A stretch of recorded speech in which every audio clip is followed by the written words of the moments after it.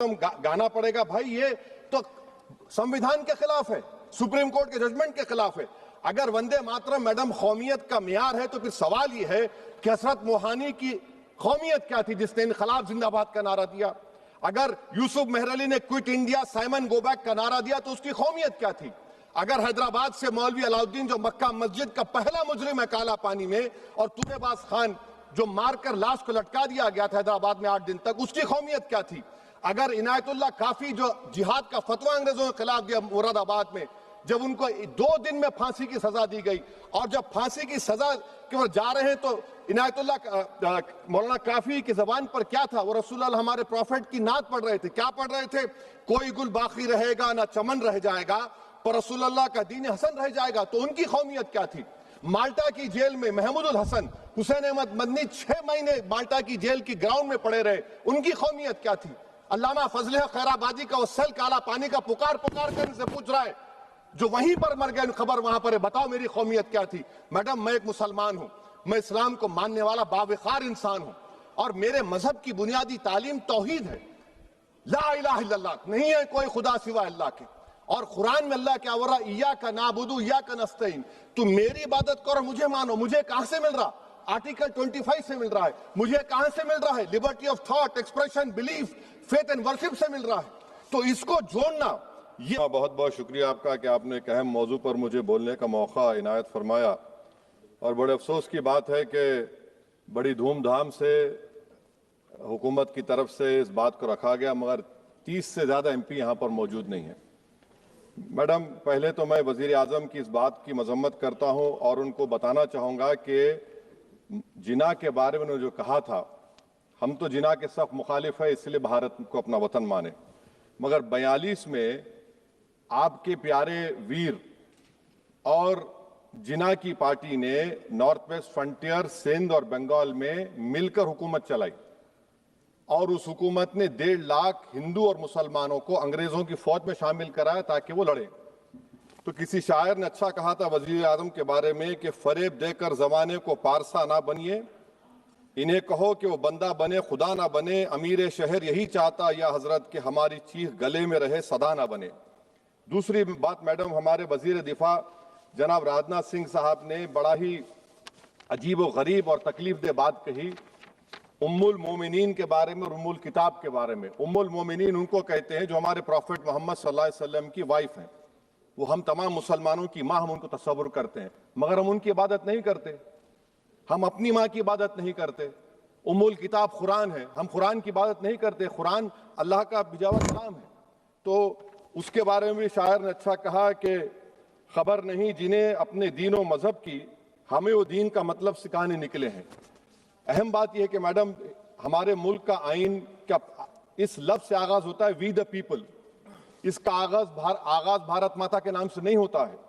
हमारे संविधान का जो प्रियम्बल है वो क्या कहता है? Liberty of thought, expression, belief, faith and worship. अगर दस्तूर का ये पहला सफा ये बात करता है तो फिर कैसे किसी शहरी को किसी खुदा, देवी, देवता की इबादत करने पर या सजदा करने पर मजबूर किया जा सकता है? आप ही की पार्टी से आज की जो बातें हुई है इसी कब हो रही हैं। हमारे कॉन्स्टिट्यूंट असेंबली में मैडम एक मोहतरमा थी रोहिणी कुमार चौधरी ने एक तजवीज दी थी कि प्रियम्बल में किसी देवी के नाम से शुरू हो। उन्होंने खास तौर से वंदे मातरम का जिक्र किया, मगर उसको कबूल नहीं किया गया। फिर KV कामत साहब ने एक तजवीज दी कि इट्स सिटीजन्स को बदलकर हर सिटीजन्स किया जाए और खुदा के नाम से शुरू किया जाए, वो तरमीम को मुस्तरद कर दिया गया।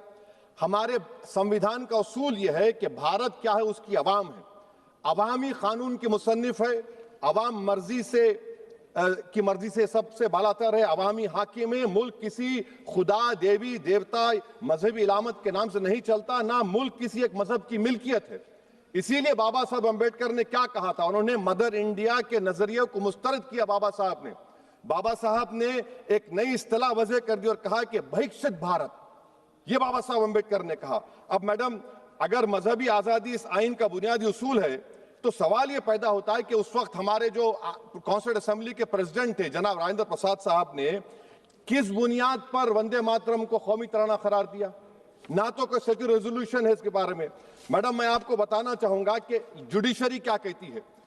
बीजू इमैनुअल केस है 1986 का, जिसमें जिहोवा विटनेस ने कहा कि मैं नेशनल एंथम के वक्त खड़े रहूंगी, पढ़ूंगी नहीं। सुप्रीम कोर्ट ने कहा कि उसने कोई गुनाह नहीं किया। वहीं एक 2017 का केस है अश्विनी उपाध्याय का केस सुप्रीम कोर्ट का, उन्हें कहा गाइडलाइंस दिए जाएं वंदे मातरम पर, सुप्रीम कोर्ट ने नहीं कह दिया। फिर आप आ जाइए madam, prevention of insult act national 1971, इसमें नेशनल सॉन्ग नहीं है, सिर्फ नेशनल एम्बलम और आपका नेशनल एंथम है।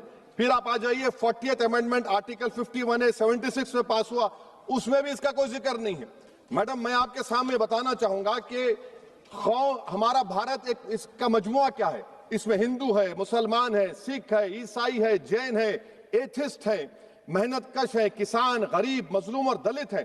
मगर अगर जो तकारीर आज हमने यहां पर सुनी और बाहर जो सुनते हैं, अगर भारत को देवी कहने और उसके आगे सजदा करने, तो दरअसल कौम परस्ती को, वतन से मोहब्बत को मजहब में तब्दील कर रहे, और फिर यहां पर बोल रहे कि अगर भारत में रहना है तो वंदे मातरम गाना पड़ेगा। भाई ये तो संविधान के खिलाफ है, सुप्रीम कोर्ट के जजमेंट के खिलाफ है। अगर वंदे मातरम मैडम कौमियत का मियार है, तो फिर सवाल ये है कि हसरत मोहानी की कौमियत क्या थी जिसने इनकलाब जिंदाबाद का नारा दिया? अगर यूसुफ मेहरली ने quit India Simon go back का नारा दिया तो उसकी कौमियत क्या थी? अगर हैदराबाद से मौलवी अलाउद्दीन जो मक्का मस्जिद का पहला मुजरिम है काला पानी में, और तुलेबाज खान जो मारकर लाश को लटका दिया गया था हैदराबाद में 8 दिन तक, उसकी कौमियत क्या थी? अगर इनायतुल्लाह काफी जो जिहाद का फतवा अंग्रेजों के खिलाफ दिया मुरादाबाद में, जब उनको 2 दिन में फांसी की सजा दी गई, और जब फांसी की सजा के वो जा रहे हैं तो इनायतुल्लाह मौलाना काफी की जबान पर क्या था? वो रसूलुल्लाह हमारे प्रॉफिट की नात पढ़ रहे थे। क्या पढ़ रहे थे? कोई गुल बाकी रहेगा ना चमन रह जाएगा, पर रसूलुल्लाह का दीन हसन रह जाएगा। तो उनकी कौमियत क्या थी? माल्टा की जेल में महमूदुल हसन, हुसैन अहमद मदनी 6 महीने माल्टा की जेल की ग्राउंड में पड़े रहे, उनकी कौमियत क्या थी? अल्लामा फजल खैराबादी का वो सेल काला पानी का पुकार कर इनसे पूछ रहा है, जो वहीं पर मर गए, खबर वहां पर है, बताओ मेरी कौमियत क्या थी? मैडम मैं एक मुसलमान हूं, मैं इस्लाम को मानने वाला बावखार इंसान हूं, और मेरे मजहब की बुनियादी तालीम तौहीद है, ला इलाहा इल्लल्लाह, नहीं है कोई खुदा सिवा अल्लाह के। और कुरान में अल्लाह क्या बोल रहा? इय्याका नाबुदु इय्याका नस्तईन, तुम मेरी इबादत करो, मुझे मानो। मुझे कहां से मिल रहा? आर्टिकल 25 से मिल रहा है। मुझे कहां से मिल रहा है? Liberty of thought, expression, belief, faith and worship से मिल रहा है। तो इसको जोड़ना ये बहुत ही खतरनाक होगा। और हमारे प्रॉफेट मोहम्मद सल्लल्लाहु अलैहि वसल्लम जब मदीने को गए तो उन्होंने उस वतन के लिए दुआ की, कहा कि अल्लाह मदीने की मोहब्बत हमारे दिलों में और इजाफा कर दे, मक्के से ज्यादा कर दे। तो ये इस्लाम, मुसलमान होना, हमारे ईमान में मुल्क की मोहब्बत बीच में नहीं आती, और मुल्क से मोहब्बत है और रहेगी हमेशा, क्योंकि ये अजीम कुर्बानियां यहां पर शामिल है जिन्होंने जंग आजादी में हिस्सा नहीं लिया। आज अगर वो वतन की मोहब्बत का दर्ज देंगे तो बड़ा गलत होगा। मैडम मैं आपके सामने एक चीज पढ़ूंगा। 1937 रविंद्रनाथ टैगोर ने लेटर लिखा सुभाष चंद्र बोस को, मैं सिर्फ किसी ने नहीं पढ़ा ये। क्या कहा टैगोर साहब ने? But parliament is a place of union for all religious groups and there the song cannot be appropriate. When Bengali Muslims show sign of stubborn fanatism, we regard it intolerable. When we too copy them and make unreasonable demands, it will be self-defeating. ये मैं इसको ले करूंगा madam, आप देख लीजिए। फिर दूसरी तरफ मैडम आप आ जाइए, मैं यहाँ पर बैठकर, हाँ जितने तकारीर यहाँ पर हुए सब जनगण मन पर तनकीद किए, तो मैडम मुझे ये कहना पड़ेगा कि जनगण मन पर आप लोग इतनी तकलीफ क्यों उठा रहे हैं? आखिर इतनी तकलीफ क्यों है? तो मैं जब जाकर देखा तो मुझे 28 दिसंबर का ऑर्गेनाइजर मैगजीन का आर्टिकल मिला, जिसमें ऑर्गेनाइजर लिखता है कि what is the moral sanction behind government choice of Jana Gana Mana, except that it can be made an item of entertainment at the sumptuous parties thrown by government officials. आप बताइए इसका बोलेंगे आप? और फिर उसके काइंड कैसा करते हैं? It will mean we can not love our motherhood. Madam please, it will mean that Vande Mataram is buried alive with the word Jan Gan Mana on the tombstone, for the tomb will also be of Jan Gan Mana of the will of the people. इस पर आप क्या बोलेंगे?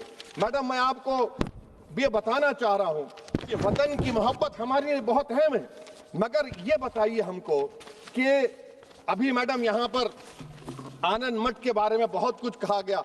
मैं सिर्फ 2 मिसालें आपको देता हूं। आनंद मठ के पेज नंबर 70 और 80 को पढ़ लीजिए। इसके बाद सनातन जहां मुसलमानों के घर पाते थे, इन्हें आग लगा देते थे।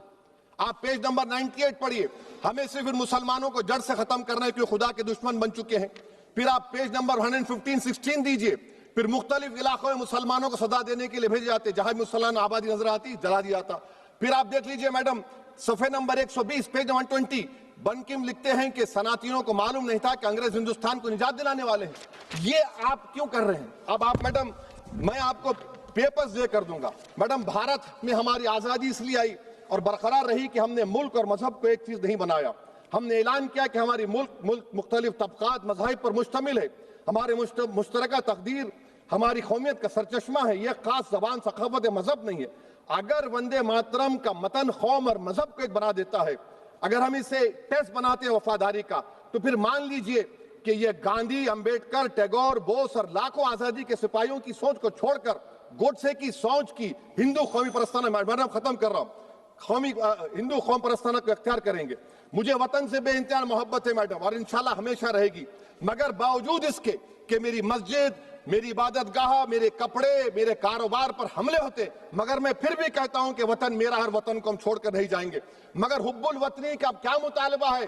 हुब्बुल वतनी ये कहता है कि वतन से मोहब्बत है तो जुल्म को खत्म करो, गरीबी को खत्म करो, बेरोजगारी को खत्म करो, जबर का खात्मा करो, अमन का गहवारा बनाओ, पाकिस्तान की दहशतगर्दी को खत्म करो, एक्सप्लॉयटेशन को रोको, शरारत को रोको, मुल्क के खिलाफ की जाने वाली साजिश खत्म करो।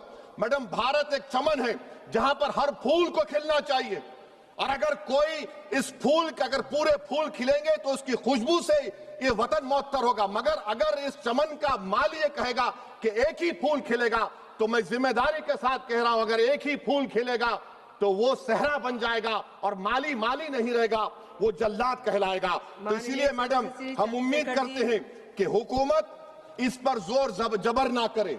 मेरा राइट है, यकीनन मैं जानता हूं कि आजादी के लड़ाई में वंदे मातरम का नारा था, मगर अगर आप इसको जबर करेंगे तो ये संविधान के खिलाफ है। वफादारी का सर्टिफिकेट हमसे मत लीजिए मैडम, खत्म कर रहा हूं। वफादारी का सर्टिफिकेट हमसे मत लीजिए।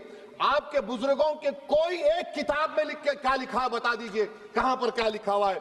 तो मैं मैडम, मैं इस शेर पर अपनी बात को खत्म कर रहा हूं मैडम, मैं इस शेर पर अपनी बात को खत्म कर रहा हूं मैडम, मैं अपनी बात को खत्म कर देता हूं मैडम, क्योंकि आप बहुत जल्दी में हैं। कि भारत जिंदाबाद, हिंदू मुसलमान जिंदाबाद, दलित जिंदाबाद, ईसाई जिंदाबाद, आदिवासी जिंदाबाद, जो किसी खुदा को नहीं मानते वो भी जिंदाबाद, और मैडम सब पिछड़ा सब आ गया इसमें। तो हम उम्मीद करते कि इस रूह को आप समझेंगे, अगर आप सिर्फ अपनी आइडियोलॉजी को लेकर चलेंगे। और आखिर में मैडम, जनाब बंकिम चंद्रा साहब के बारे में मैं आपके सामने डॉक्यूमेंट लेकर रहा हूं कि उन्होंने बीए का एग्जाम पास नहीं किया था, 7 मार्क्स से फेल हो गए थे, ये भी रख रहा हूं। तो आप जिसका लिटरेरी जायंट बता रहे, ये नहीं है। बहुत बहुत शुक्रिया मैडम।